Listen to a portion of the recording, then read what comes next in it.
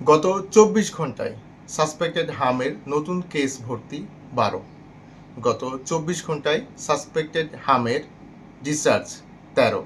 গত ২৪ ঘন্টায় সাসপেক্টেড হামে মৃত্যুবরণ করেছে একজন।